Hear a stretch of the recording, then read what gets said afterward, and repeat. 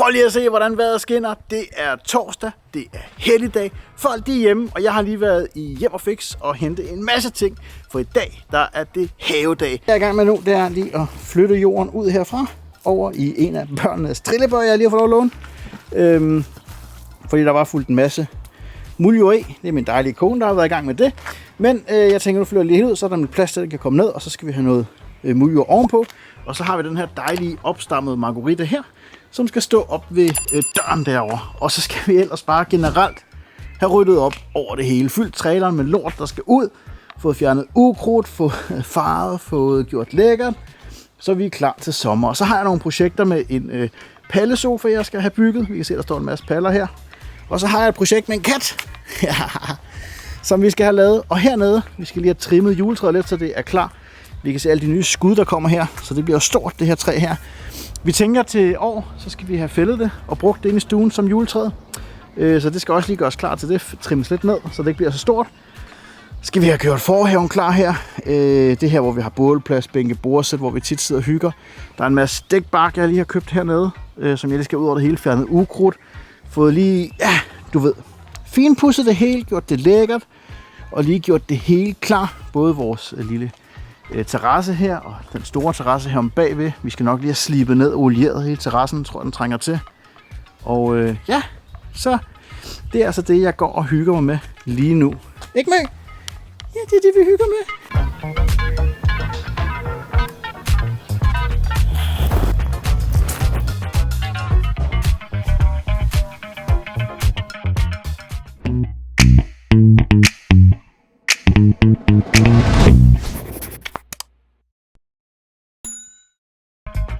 Den bedste hjælper i haven, som man kunne ønske sig. Og nej, det er ikke den nye Ryobi græsslåmaskine. Det er min søn. Han kalder sig selv for Zombie med tretaller ZOMB33. Og hvis der er noget, han er god til, så er det åbenbart havearbejde. Det vidste jeg ikke, Magnus.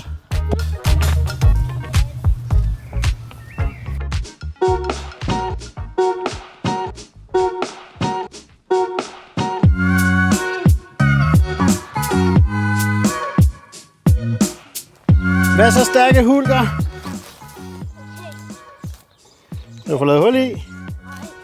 Måske hvis du tager handsken af, er det nok nemmere. Det er nok fordi, du ikke har en spids en. Så det kan han, når du har handsken på. Nå, så er vi i gang med at fylde barkflis på her i den lille forhave. Vi har fået fjernet ukrudt til den store guldmedalje, mig og Magnus. Verdens bedste havehjælper her. Og så, jo, du er så, Magnus. Og efter vi har fået fjernet ukrudtet, så skal vi bare lagt nyt barkflis på det hele.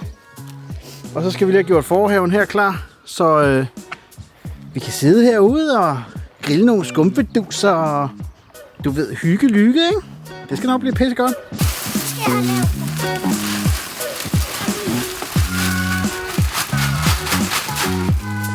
Men nogle gange så er det også bare rart lige at flade ud et andet sted.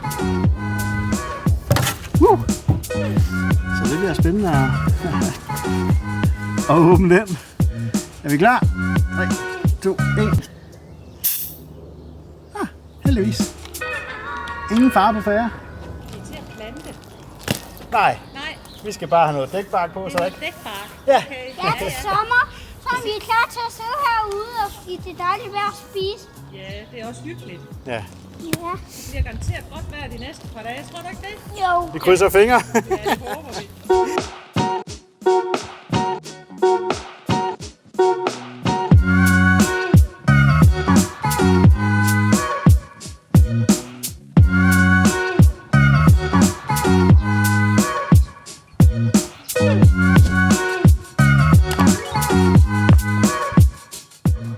Jeg lytter.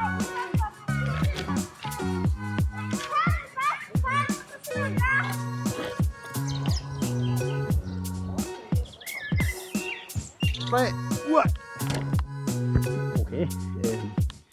Ja, det var selvfølgelig fordi, at denne her, det var fordi, det galt ikke, fordi den her den var løs. Sådan. Nu er alt som det skal være, så nu er jeg klar til lige præcis at se.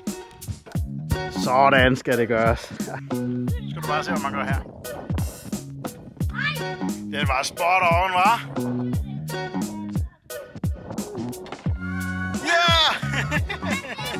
meget længere væk fra, end jeg sidder derhjemme i stuerne. Godt scoret, mand! Nu er der mig og Magnus alene hjemme. Fire! Så tænker jeg, at vi lige... vi skulle lige grille en lille bøf.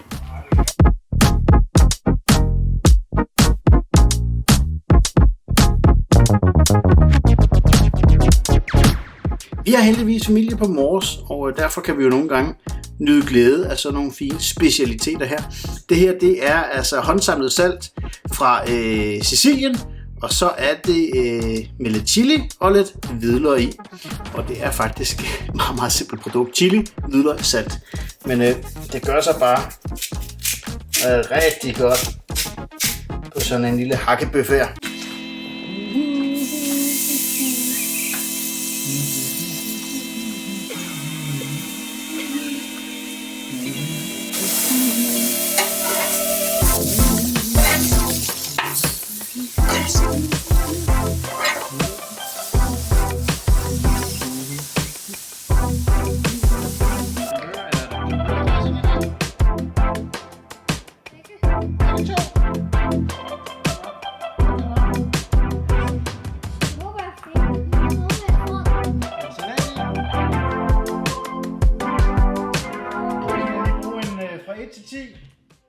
Fars grillede burger.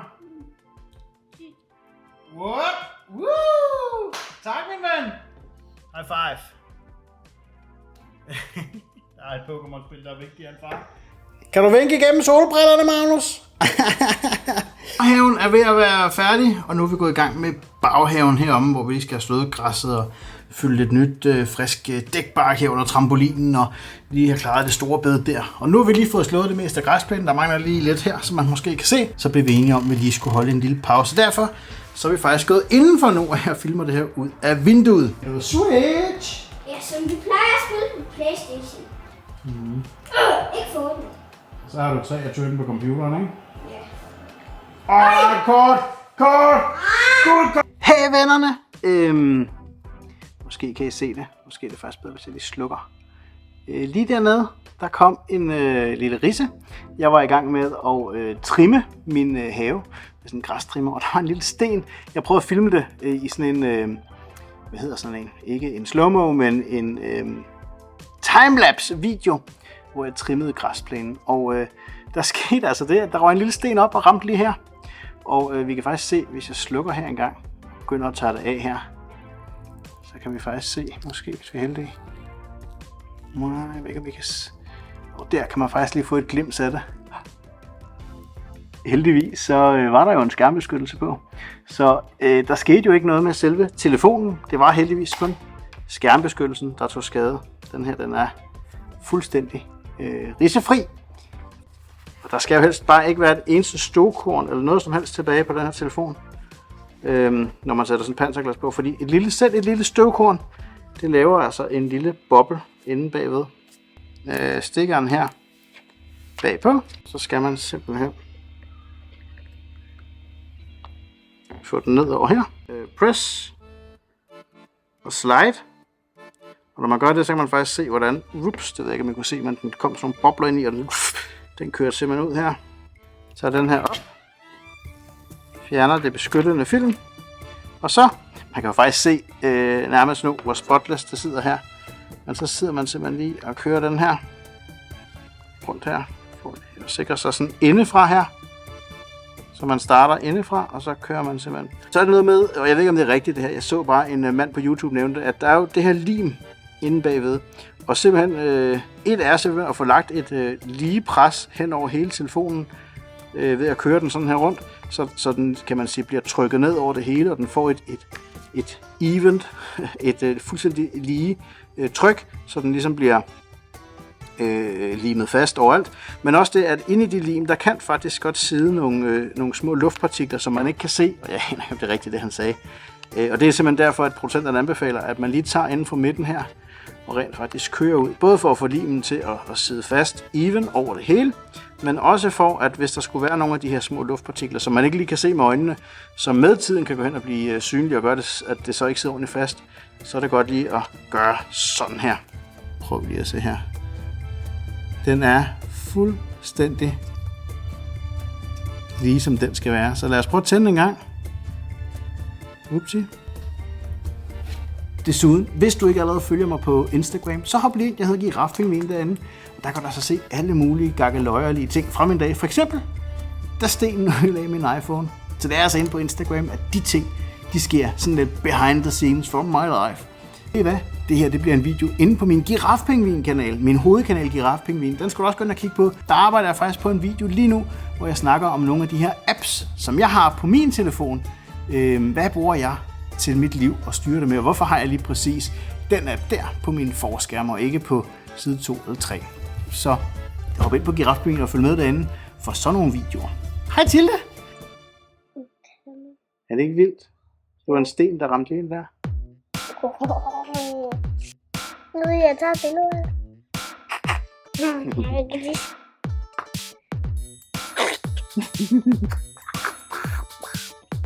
Nu vil Magnus demonstrere, hvordan det ser ud, når man får koldt vand i hovedet fra en handske. Er du klar?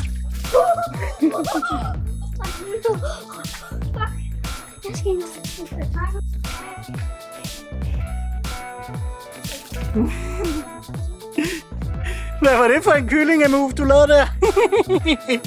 Var det iskoldt vand? Ja.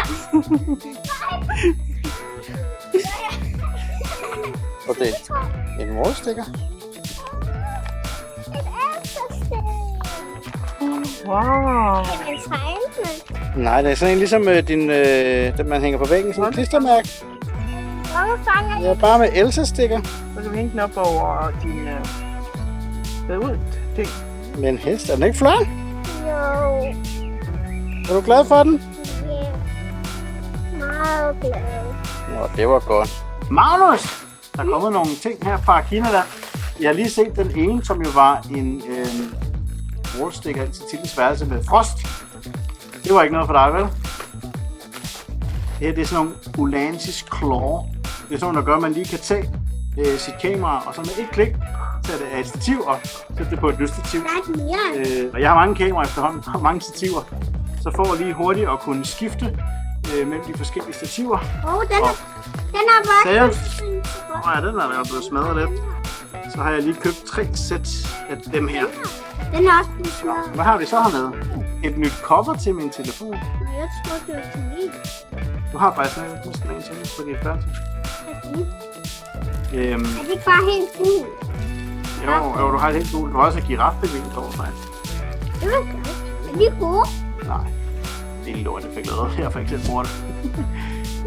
Med MagSafe-fil. Hvad er der?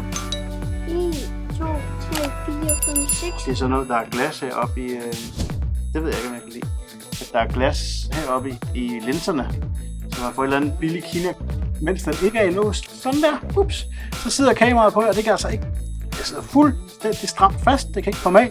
Og den eneste måde at komme af på, det er, hvis man sætter den der over i lås op og trykker begge to ind samtidig. Så kan man tage kameraet af. Så det er simpelthen det. De har også lavet ballheads her, hvor deres låsesystem ligesom kommer indbygget i ballheaden. Dem har jeg ikke prøvet endnu, så dem glæder jeg mig faktisk til at prøve at se, hvad det er for noget. Altså, hvor man køber ballheaden. Jeg har bare brugt nogle andre ballheads, jeg har haft fra diverse andre mærker. Men nu tænker jeg, nu er jeg alligevel gået all in på Ulansis låsesystem. Og jeg har læst godt om deres ballhead her. Det virker virkelig i god kvalitet. Det er overraskende tung. På samme måde så har vi clawen her.